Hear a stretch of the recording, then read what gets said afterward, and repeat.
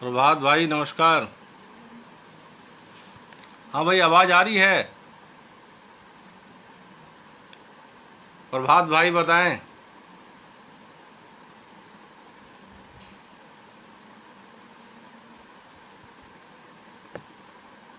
प्रभात भाई आवाज आ रही है?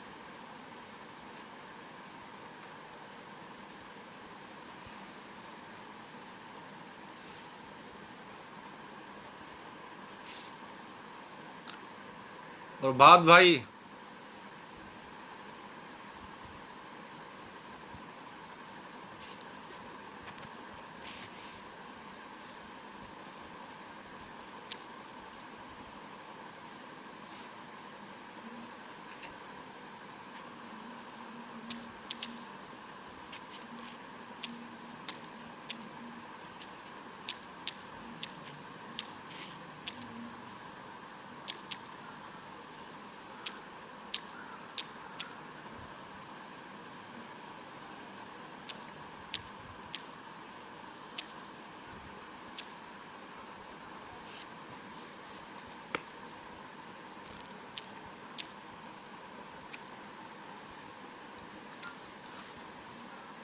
अच्छा ठीक है भाई, मैं शुरू करता हूँ।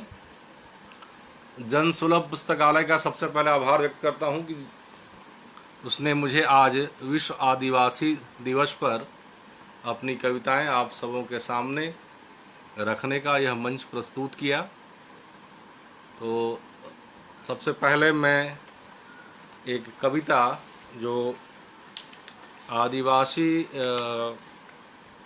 स्त्री पर लिखी गई है, मैं उसको पढ़ना चाहता हूँ। यह कविता मकलू मुर्मू नाम की एक आदिवासी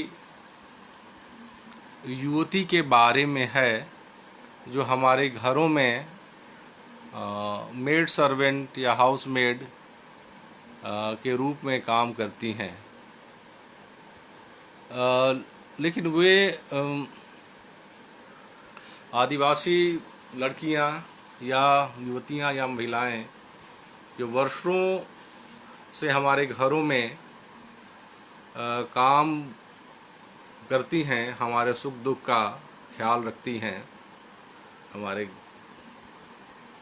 लेकिन वर्षों तक साथ में रहने के बावजूद वे हमारे घरों का हिस्सा नहीं हो पाती।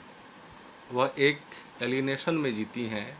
एक आत्म परायपन का बोध लगातार उनके भीतर तारी रहता है। वे कभी भी हमारे परिवार और हमारी ज़िंदगी का हिस्सा नहीं हो पाती, यद्यपि हमारी ज़िंदगी को संवारने बनाने में उनकी महती भूमिका होती है। तो यह कविता मैं पढ़ने जा रहा हूँ और चाहता हूँ कि इस कविता को पढ़ने के बाद इसकी गूंज की अनुगूंज अगर आपके भीतर कहीं बाकी रहती है और आपके व्यक्तित्व को और आपकी ये जो सोच है, ख़ास करके उन महिलाओं और उन लड़कियों के बारे में अगर कुछ बदलती है, कुछ मानवीय, यद्यपि आप मानवीय और इंसानियत तो आपके भीतर, हमारे भीतर है ही, लेकिन उनके प्रति जो अगर हम कुछ और ज़्यादा मानवीय हों और उन्हें भी अपने समान ही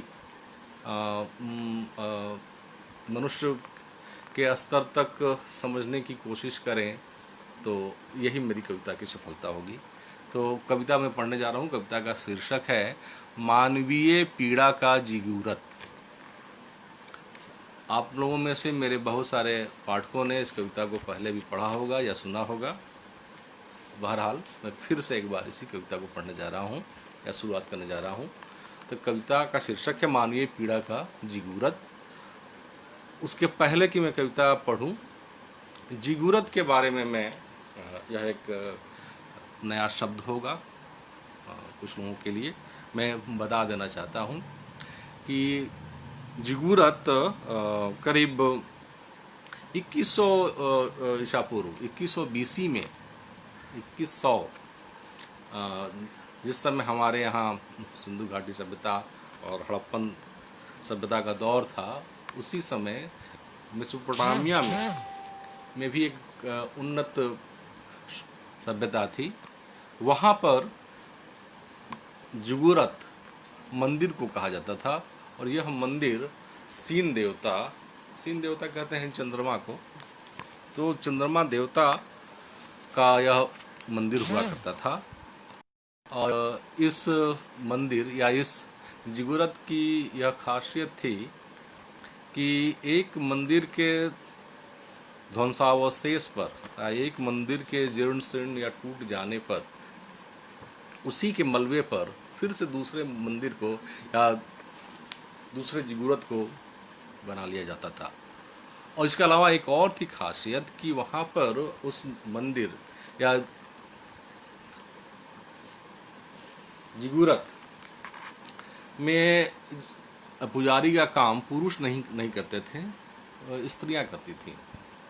और उन स्त्रियों को, जैसे हमारे यहाँ देवदासी प्रथा थी, उसी से मिलती जुलती या उसी की तरह, हो सकता है कि उनकी स्थिति इनकी तुलना में थोड़ी बेहतर हो, तो वो जो पुजारीन महिलाएं हुआ करती थीं, वो उनको आजीवन अविवाहित रहना पड़ता था। और सीन देवता को प्रसन्न रखने के लिए उनकी पूजा अर्चना करनी पड़ती थी। इस तरह से एक स्त्री के जीवन को वह समाज बलि पर चढ़ा देता था, ताकि एक सीन देवता, एक चंद्रमा देवता खुश रहें और उससे वहाँ अच्छी बारिश हो, और ताकि वो जो शहर के जो गण्यमान धनी और जो बड़े लोग हैं उनका जीवन सुरक्षित रहे, आरामदेह रहे। तो वह जिगुरत और उसमें चंद्रमा देवता की सेवा में लगी हुई महिला पुजारीन जो 2100 वर्ष पूर्व थी, क्या वह आज भी हमारे यहाँ या हमारे घरों तक नहीं है? तो इस प्रश्न के साथ मैं यह कविता शुरू करता हूँ, इस पर ध्यान दें, गौर करें। तो कविता है, हमारे बहुत पहले उठने के बहुत पहले उठ जाती है। यह कविता उसी को संबोधित है, उस महिला आदिवासी नौकरानी को, जो संथाली है, जिसका नाम आगे कविता में आएगा। हमारे बहुत पहले उठने के बहुत पहले उठ जाती है, ताकि खलल न पड़े। हमारे बहुत पहले उठने के बहुत पहले उठ जाती है, क्यों? ताकि खलल न पड़े, हमारे आरामदेह सपने रहें सुरक्षित। हमारे आरामदेह सपने रहें सुरक्षित, इसलिए हमारे बहुत पहले उठने के बहुत पहले उठ जाती है। आधी नींद वो उठती है, तो अब उसकी अवस्था को ज़रा आप कल्पना करें, गौर करें, देखें कि उसकी क्या अवस्था रही है उस समय।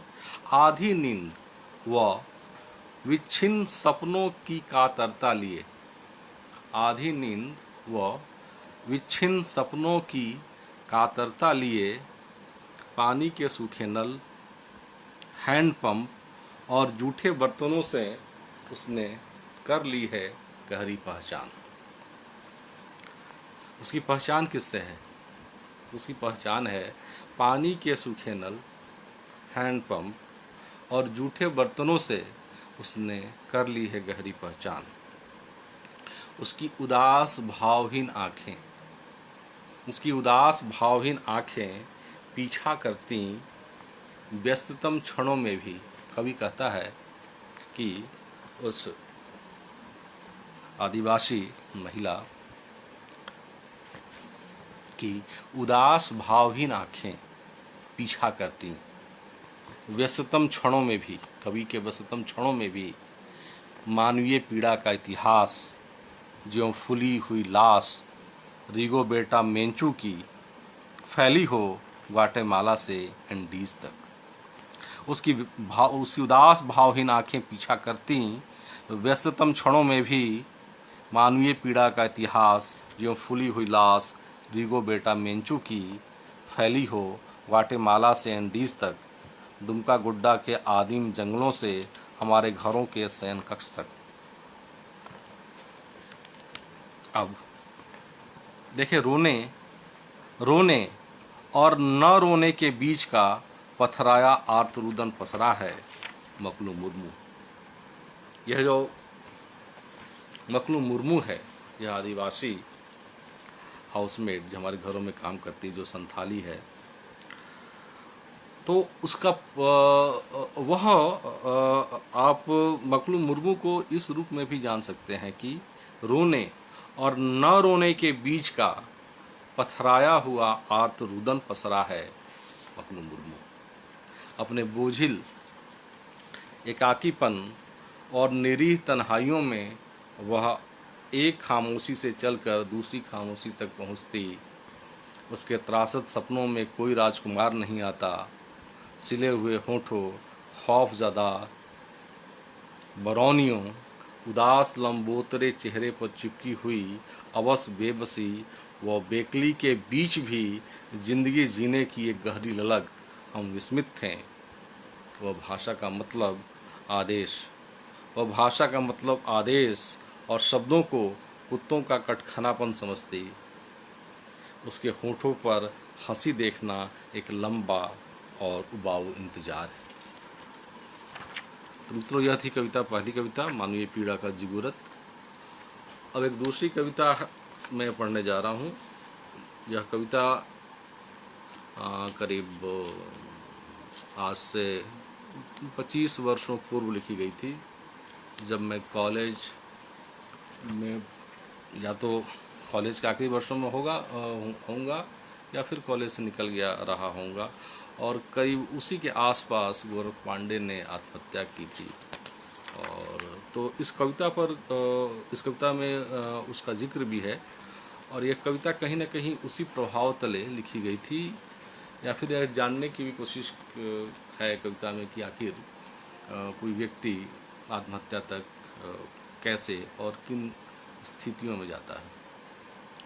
कविता का शीर्षक है खुद के विरोध में। क्यों होता है ऐसा?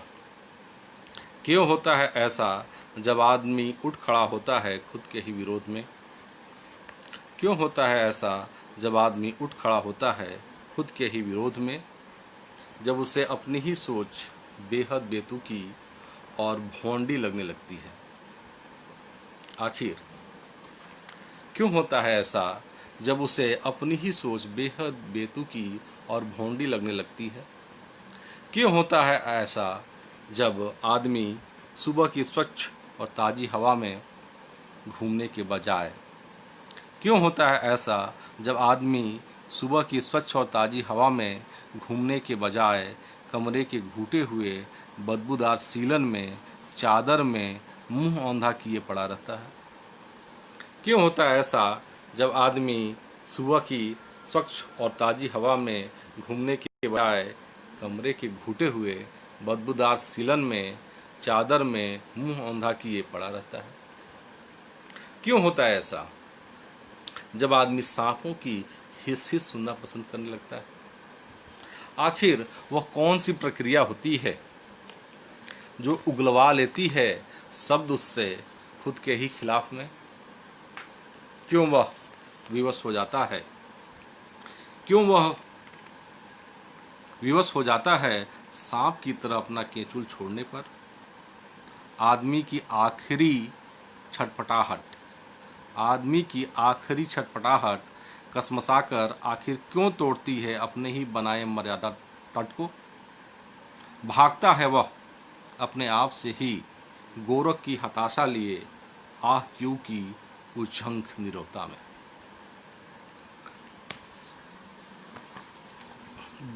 अब एक और कविता में जो थोड़ी अलग मिजाज की है पढ़ने जा रहा हूँ।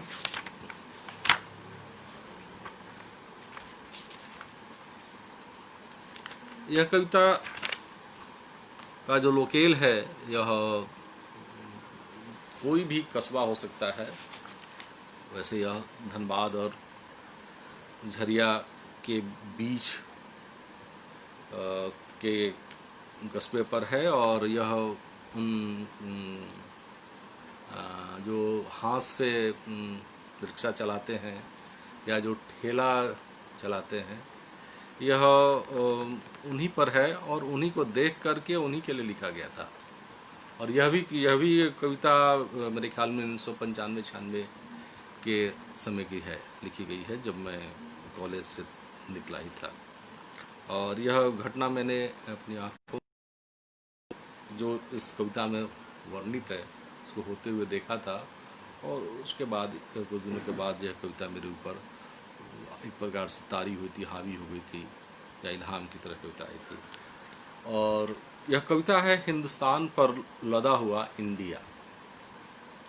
आपको पता है कि इस देश में दो देश हैं, या कई कई देश होते हैं किसी भी देश में, और हिंदुस्तान है और एक इंडिया है। और जाहिरन जैसा आपको भी पता है कि इंडिया इसी हिंदुस्तान पर लदा हुआ है। कविता पढ़ता हूँ। हिंदुस्तान पर लदा हुआ इंडिया। और मैंने देखा उस दिन हिंदुस्तान को,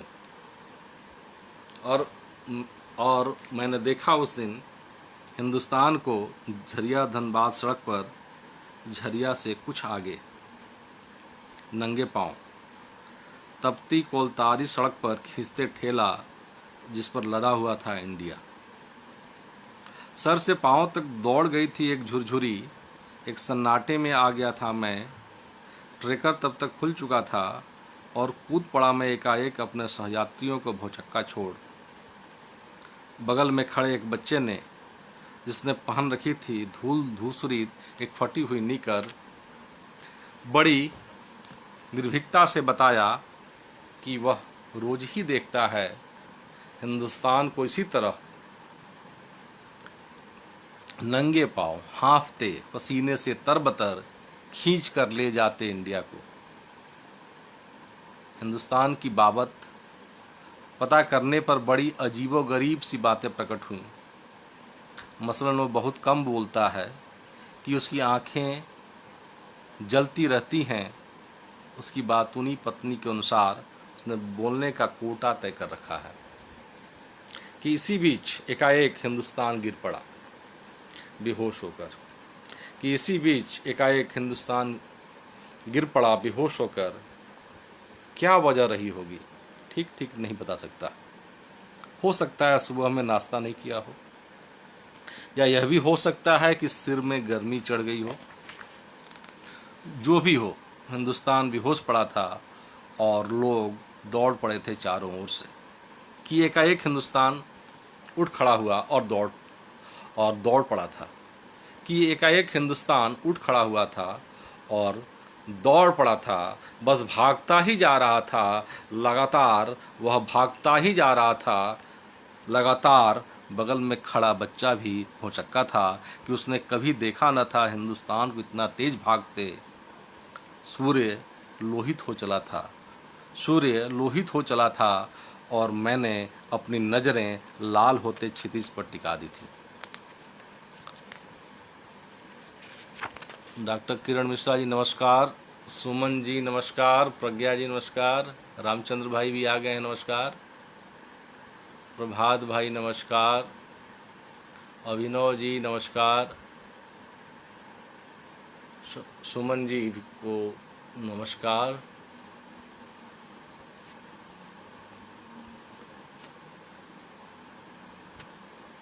आगे फिर कविता पढ़ता हूँ।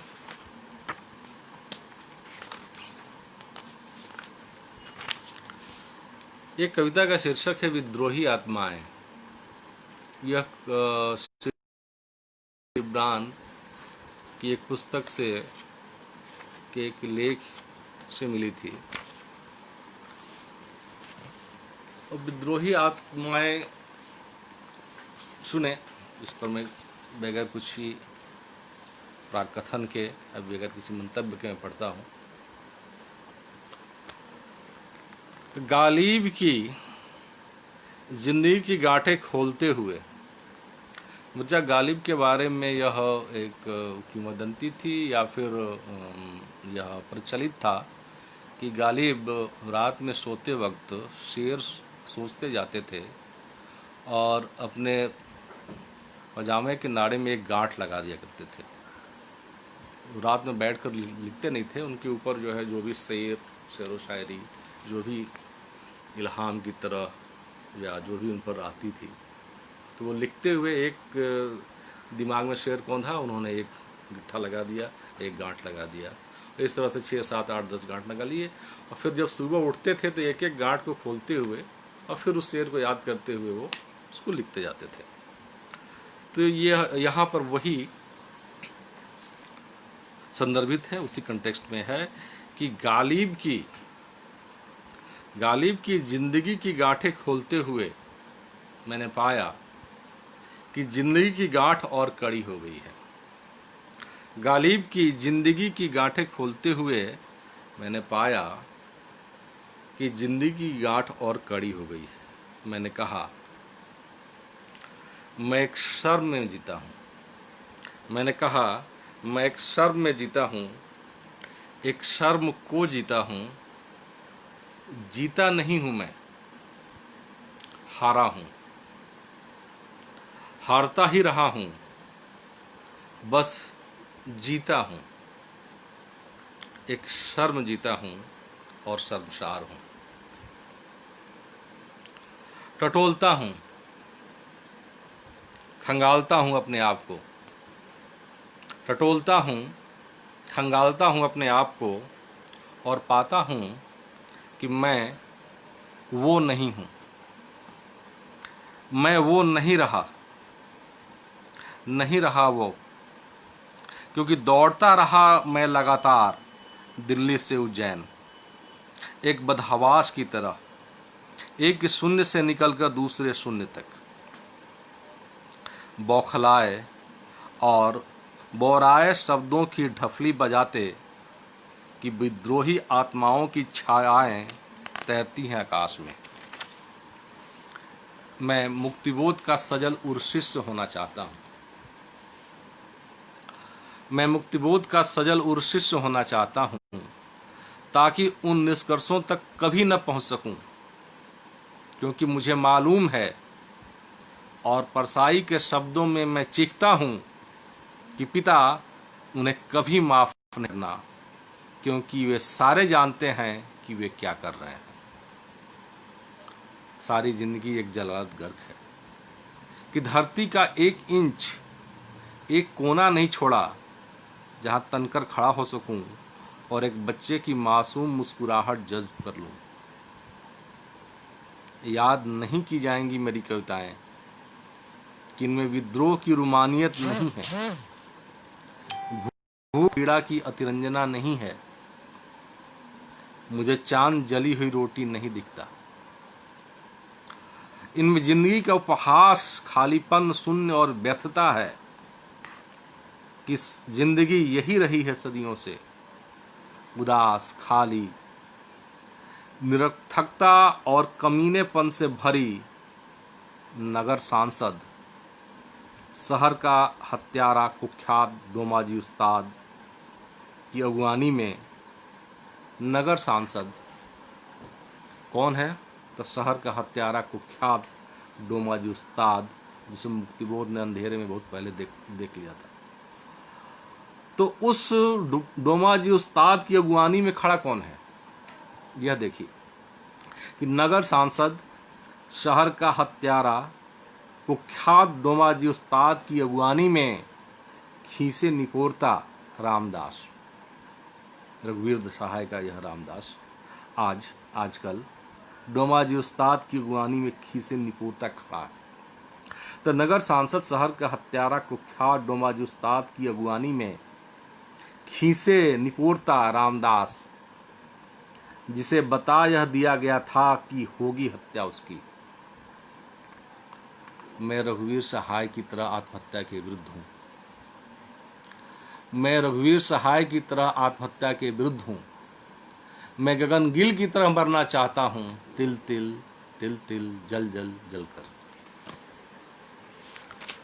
धन्यवाद भाई।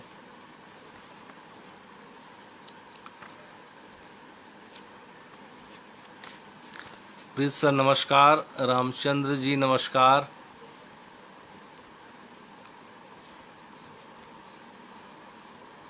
विनोद विठल भाई भी आ गए हैं, नमस्कार भाई।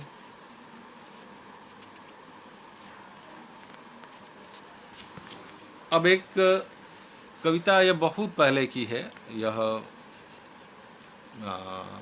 मेरे स्कूल के समय की जहाँ तक मुझे याद आ रहा है, और उस समय मैं आशावादी कविताएं और प्रेरक कविताएं लिखने को कहा जाता था और मैं लिखने की कोशिश करता था। मेरे ख्याल में यह जब मैं 11th-12th में रहा हूँगा तब की यह कविता है। सुने खजूर का पेड़।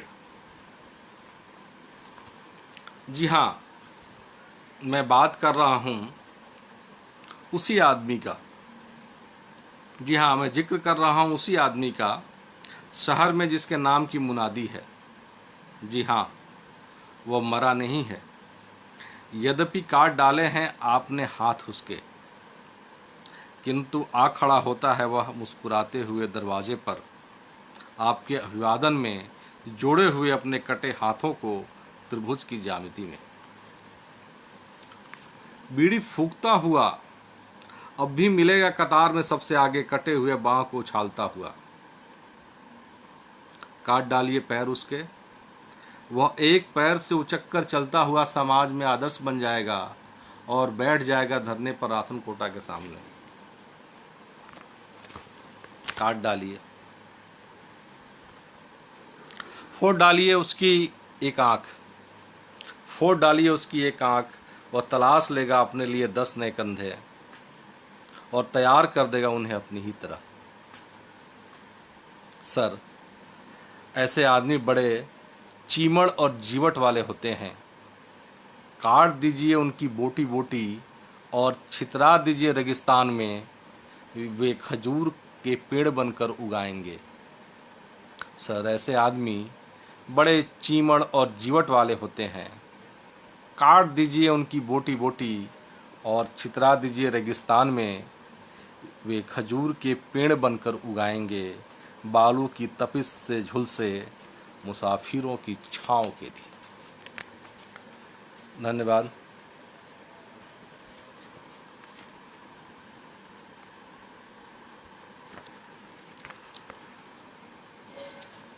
और कविताएं अगर आप सुनना चाहें तो मैं और पढ़ूं या फिर विराम दूं?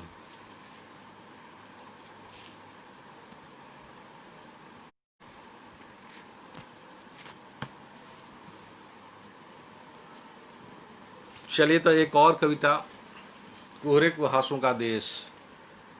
यह कविता जब मैं इंजीनियरिंग कॉलेज में पढ़ता था तो वहाँ की जो हाउस मैगजीन हुआ करती थी, ग्रीप पत्रिका, मतलब हम लोग ऐसे में जो एक पत्रिका निकालते, जो स्टूडेंट निकालते थे, उसमें यह कविता छपी थी मेरे ख्याल में 93-94 की।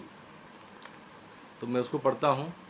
इतने दिनों के बाद भी हो सकता है कि यह कविता समीचीन लगे या इसकी प्रासंगिकता शायद अब भी अक्षुण्ण है। तो कविता का शीर्षक है कुहरे कुहासों का देश। क्या आपको नहीं लगता कि यह पूरा देश कुहरे और कुहासों से भरा है? क्या आपको नहीं लगता कि यह पूरा देश कुहरे और कुहासों से भरा है? यहाँ हर चीज अस्पष्ट और धुंधली दिख पड़ती है। क्या आपको नहीं लगता कि यह पूरा देश कुहरे और कुहासों से भरा है? यहाँ हर चीज अस्पष्ट और धुंधली दिख पड़ती है। क्या आपको नहीं लगता कि यहाँ के लोग इसी धुंधलेपन के शिकार और अभ्यस्त हैं? यहाँ हर चीज एक पारभासक शीशे में कैद है, पारभासक ट्रांसल्यूसेंट। यहाँ हर चीज एक पारभासक शीशे में कैद है कि आपको नहीं लगता कि यह भैंगी चिपचिपी आंखों वाले लोगों का देश है, कि यहाँ के लोग आधी अधूरी चीजों को देखने के अभ्यस्त हैं। क्या आपको नहीं लगता कि चीड़ और देवदार के ये लंबे और चिकने पेड़ और सुंदर और अच्छे लगते यदि यह कोहरा कुहासा हट जाता? क्या आपको नहीं लगता कि आप अंधों के संसार में आने वाले नूनेज हैं? नूनेज आप सभी लोग जानते ही होंगे, जी वेल्स की एक कहानी थी, the country of the blind, अंधों का देश। वहाँ का मुख्य पात्र था यह नूनेज। आप उस कहानी के संदर्भ से इसको रिलेट कर सकते हैं कि आपको नहीं लगता कि आप अंधों के संसार में आने वाले नूनेज हैं, कि उजाले की दुनिया के बारे में बताना एक निहायत ही बेतुकी और बेहुदा बात थी, कि आपकी भी आंखें निकालने का सुझाव था ताकि आप भी इनकी ही तरह कोहरे और कुहासे को अपनी जिंदगी में उतार सकें। धन्यवाद।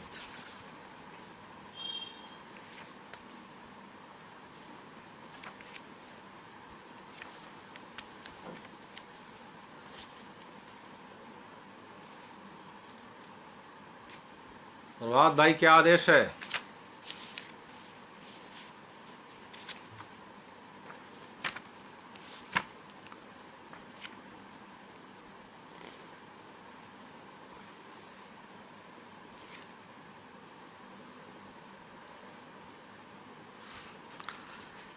एक कविता हाल की मतलब कुछ वर्षों पूर्व की है, तो पहले की तुलना में यह हाल की ही कविता कहूँगा मैं। तो मैं इसको पढ़ना चाहता हूँ। पिछली कविताओं की संवेदना से थोड़ी इतर है और हो सकता है आप पसंद करें। इस कविता का शीर्षक है शाक्य मुनि से पूछता हूँ। शाक्य मुनि गौतम बुद्ध को कहते हैं, आप जानते ही होंगे, क्योंकि वो शाक्य में उत्पन्न हुए थे, इसलिए उनको तथागत और भी लोग कहते हैं और शाक्य मुनि भी कहते हैं। शाक्य मुनि से पूछता हूँ। इस कविता में कुछ जो संदर्भ हैं तो मुझको मैं बताना चाहिए, लेकिन खैर आप पहले सुन लें, फिर जहाँ ज़रूरत होगी मैं बता दूंगा। मैंने मृत्यु से पूछा, क्या मुझे स्वयं चलकर तुम्हारे पास आना होगा? मैंने मृत्यु से पूछा, क्या मुझे स्वयं चलकर तुम्हारे पास जाना होगा या तुम खुद चलकर मेरे पास आओगी?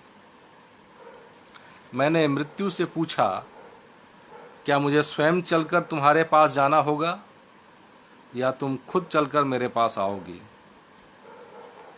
क्योंकि मैं उनकी मौत से उतना उदास नहीं था जितना उस बूढ़े आदमी के अकेलेपन से।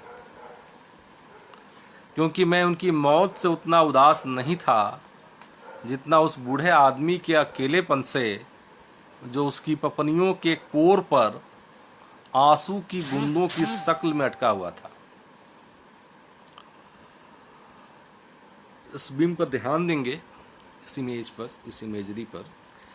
क्योंकि मैं उनकी मौत से उतना उदास नहीं था जितना उस बूढ़े आदमी के अकेलेपन से, जो उसकी पपनियों के कोर पर आंसू की बूंदों की शक्ल में अटका हुआ था। मैं उनके गमगीन मायूस चेहरे को चोरी से देखता हूँ और रो पड़ता हूँ। यह अधेड़ उम्र भी क्या रोने की उम्र है? ऐसा सोचता हूँ और आंखों में उमड़ आए आंसुओं को सीने में दफन कर लेता हूँ।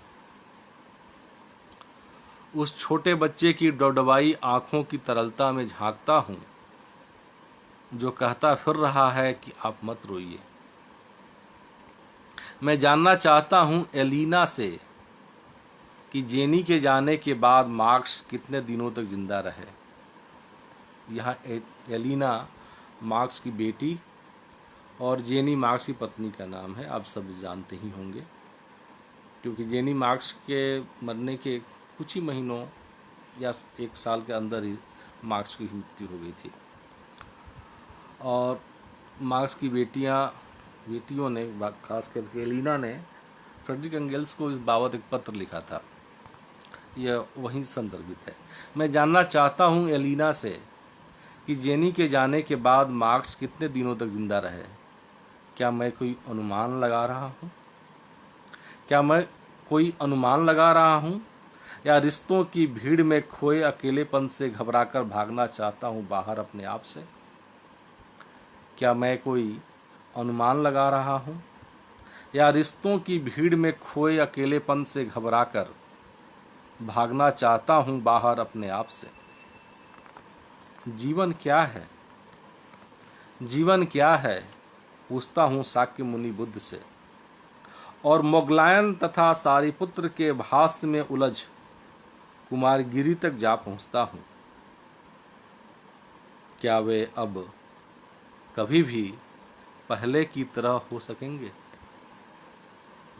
उनके बारे में सोचता हूं मैं कि क्या वे अब कभी भी पहले की तरह हो सकेंगे। सोचता हूं और पाता हूं कि वे एक स्मृति से निकलकर दूसरी स्मृति में जा ठहरते हैं। धन्यवाद।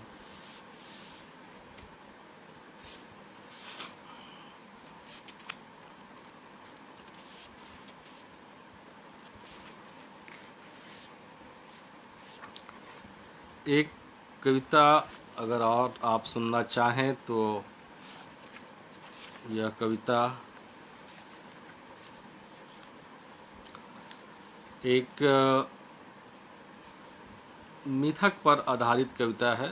यह कविता बिल्कुल ही एक अलग आस्वाद की कविता है। जैन धर्म के प्रथम तीर्थंकर ऋषभदेव हुए हैं, और ऋषभदेव इक्ष्वाकु वंश में ही हुए हैं, अयोध्या के राजा थे।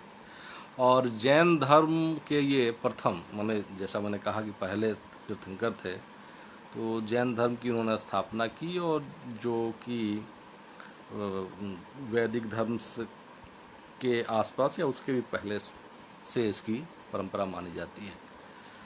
तो इस कविता में ऋषभदेव का जो वैराग्य का कारण जो बनता है, वो राजा से कैसे वे राजपाट त्याग कर संन्यास ले लेते हैं और एक नए धर्म की स्थापना करते हैं। तो वह एक घटना थी। उस घटना को मैंने कविता के रूप में लिखने की कोशिश की है। कविता का शीर्षक है नीलांजना।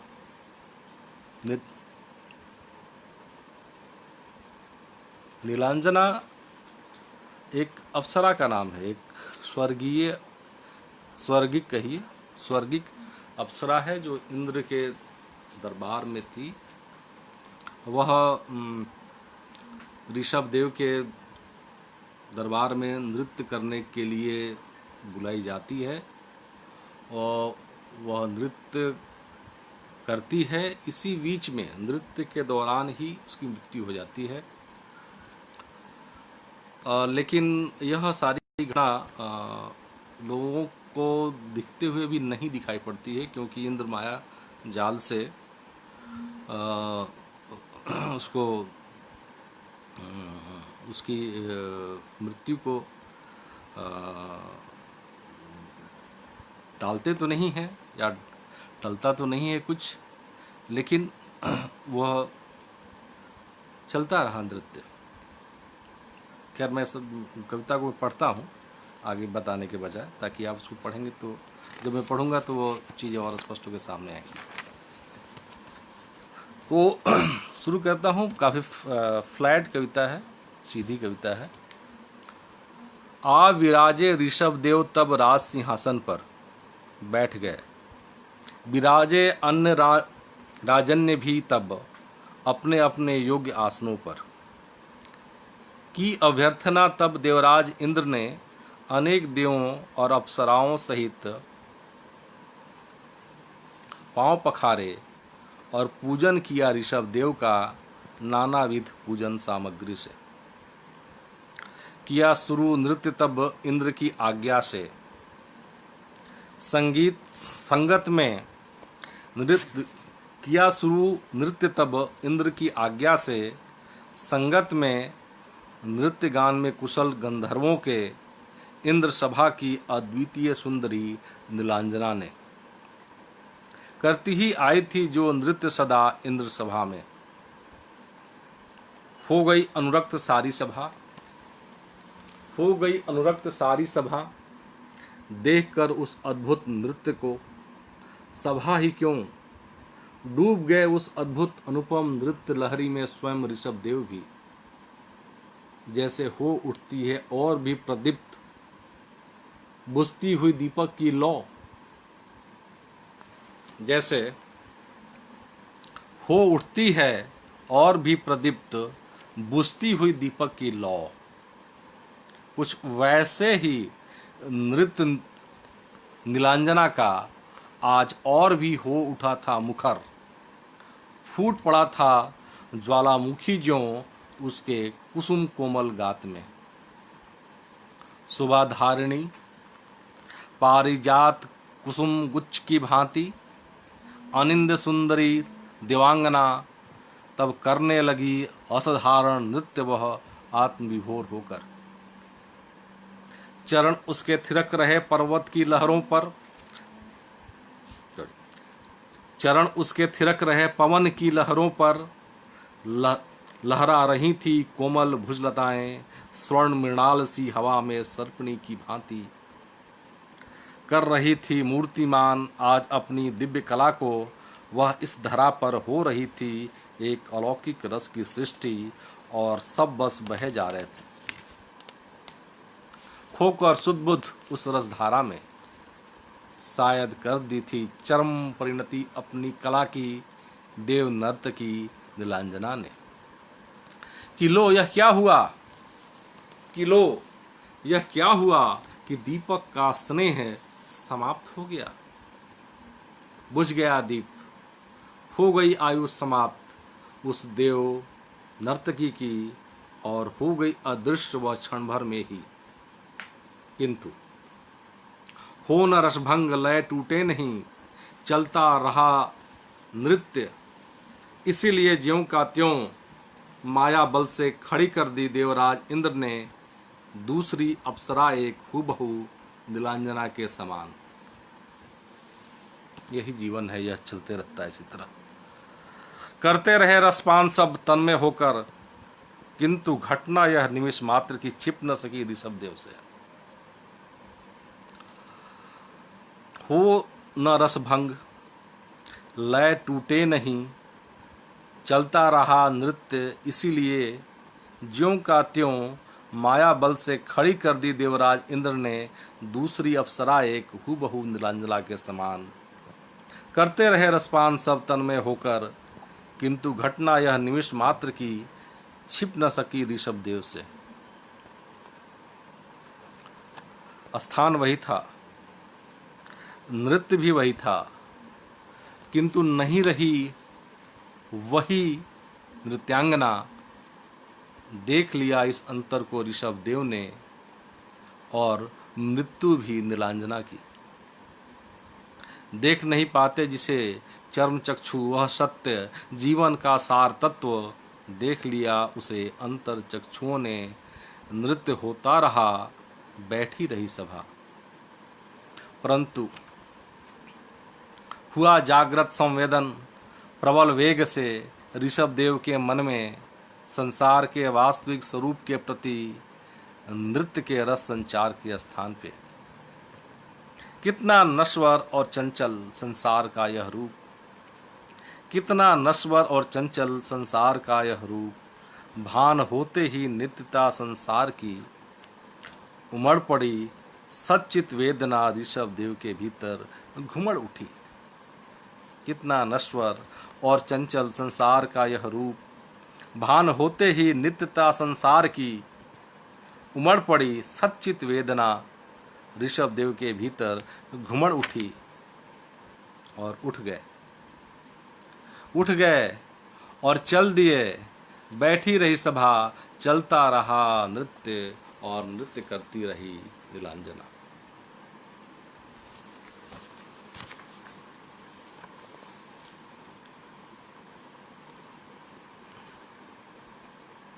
धन्यवाद। आप कविता जी नमस्कार। कमलेश सर नमस्कार। कमलेश भाई, चितरंजन गोप जी को भी नमस्कार, आप भी उपस्थित हैं, बहुत अच्छा लगा जी। आप लोगों को कविताएं पसंद आई, बहुत बहुत धन्यवाद। लक्षण रेंज की कविता, धन्यवाद प्रभात भाई। शालिनी जी नमस्कार, आप भी आई, आपने कविताएं सुनी, आभार आपका। रामचंद्र भाई नमस्कार, फिर से चुपचाप सुन रहे हैं। प्रज्ञा पांडे जी जी जी जी। इन कविताओं की बाबत या और भी किसी को कुछ पूछना हो तो आप लोग कुछ पूछ सकते हैं, बात कर सकते हैं, या फिर अगर जी शालिनी जी नमस्कार।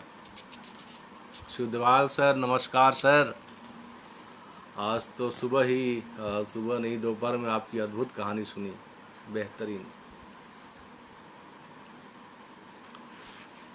जनसुलभ पुस्तकालय का हार्दिक आभार, पुनः आभार। प्रभात भाई, आप तो बिल्कुल शुरू से ही सुन रहे हैं, धन्यवाद। रंजीत जी नमस्कार। और एक कविता सुना लूँ, उसके बाद फिर मैं बंद करूँगा। यह कविता मेरे अपने बड़का बाबूजी के बारे में है। मेरे पिताजी के जो सबसे बड़े भाई थे, उनको संबोधित है यह कविता, और उन्हीं पर ही है। और यह एक आखिरी कविता मैं सुनाता हूँ। कविता का शीर्षक ये बड़का बाबूजी के प्रति। बड़का बाबूजी, क्यों आप हो गए साधु वैरागी, छोड़ क्यों दिया घर आपने, रिश्तों को तोड़ अपनों से मुंह मोड़, भाग क्यों गए आप, निर्जन अनजान जंगली बस्तियों और भूते हैं झाड़ झंखाड़ में। बड़का बाबूजी, क्यों आप हो गए साधु बैरागी, छोड़ क्यों दिया घर आपने, रिश्तों को तोड़ अपनों से मुंह मोड़, भाग क्यों गए आप निर्जन अनजान जंगली बस्तियों और भूते हैं झाड़ झंखाड़ में। आखिर क्या बात थी बाबूजी, जो आप लग्न मंडप से भाग खड़े हुए? क्या लड़की सुंदर नहीं थी, या कि दहेज में घड़ी नहीं मिली थी? मैं जानता हूँ ऐसी क्षुद्रता आप में नहीं थी, तो फिर? सुना है आप गांव में सबसे होनहार थे, अखाड़े के जबरदस्त पहलवान और एक ही ईमानदार थे, फिर किसका श्राप पड़ा आप पर कि आप बरहम बाबा की भक्ति और शिवाला का कीर्तन छोड़ भटकने लगे की चीन मरियां और बैमत के अशरीरी अस्तित्व में? कि आप बरहम बाबा की भक्ति और शिवाला का कीर्तन छोड़ भटकने लगे की चीन मरियां और बैमत के अशरीरी अस्तित्व में? आखिर क्यों होता है ऐसा? आखिर क्यों होता है ऐसा, जब चौपाल में चहकता सोरठा ब्रजभार गाता, मवेशी धोता भौजाई से ठट्टा करता, उत्साह और कर्मठता से लबालब भरा एक आदमी अचानक ठूठ हो जाता है? क्या नहीं बताइएगा बड़का बाबूजी? क्या नहीं बताइएगा बड़का बाबूजी, क्यों उसे सारे मानवीय रिश्ते बनावटी और खोखले लगने लगते हैं? अखिल ब्रह्मांड के इस अनंत विधान में क्यों उसे अपना अस्तित्व रेत के कण की भांति बौना और तुच्छ लगने लगता है? क्या नहीं बताइएगा बड़का बाबूजी, क्यों उसे सारे मानवीय रिश्ते बनावटी और खोखले लगने लगते हैं? अखिल ब्रह्मांड के इस अनंत वितान में क्यों उसे अपना अस्तित्व रेत के कण की भांति बौना और तुच्छ लगने लगता है? सुना है बाबूजी, आपका कहा भूत भी मानते हैं। मनुष्य देव और प्रेत पिशाच आपके सहचर हैं कि बाढ़ के पानी में मचान गाड़ कर सोते आप बूढ़ों प्रेतों को खैनी खिलाकर पांव दबवाते हैं? क्यों होता है ऐसा जब आदमी अशरीरी और अनस्तित्व में ही अपना अस्तित्व तलाशने लगता है? क्यों होता है ऐसा जब आदमी अशरीरी और अनस्तित्व में ही अपना अस्तित्व तलाशने लगता है? आप बोलते क्यों नहीं बाबूजी? क्या नहीं बतलाइएगा? आप घर क्यों नहीं आते? क्या सचमुच आपको भगवती देह देही का रहस्य बताने अर्धरात्रि को श्मशान में ले जाती है? क्या सचमुच बाबूजी? धन्यवाद बंधुओं, आपने धैर्यपूर्वक कविताओं को सुना।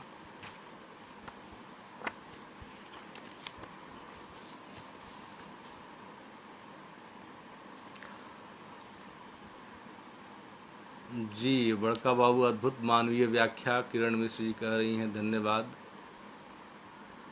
बड़का बाबू कविता बाद में मार्मिक हो जाती है, रंजीत कुमार जी कह रहे हैं, धन्यवाद आपका भी। आप लोग को कविता मार्मिक लगी, अच्छी लगी, आभार।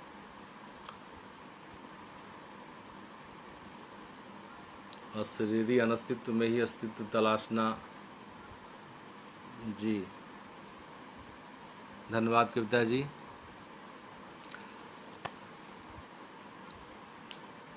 बाढ़ के पानी में मचान गाड़ कर, जी कमलेश जी, अगर यह जो है आरा या फिर जो बाढ़ के जो इलाके हैं वहाँ के जो लोग हैं उनको पता होगा कि क्योंकि बाढ़ का पानी तो हम लोग के घर के समझिए कि द्वार जो कहते हैं द्वार तक चला आता है, तो बाढ़ के पानी में ही लोग मचान बना करके वहाँ रहने लगते हैं, सोने लगते हैं, खास करके घर के बड़े या बुजुर्ग।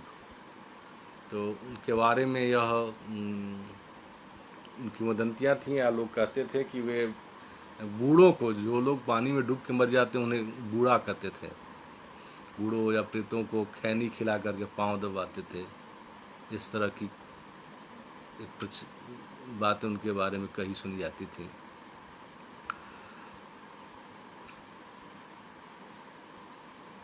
धन्यवाद बंधुओं। और कोई कविता पढ़ूं या बस बंद करूं? मेरे ख्याल में इतनी कविताएं काफ़ी हैं, आपके दिमाग में उमड़ घूमती रहेंगी।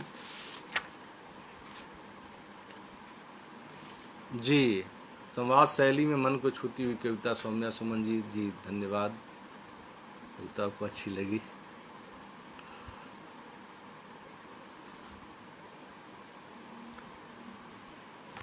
आप सबों का आधार मैं अब बंद करता हूँ। धन्यवाद।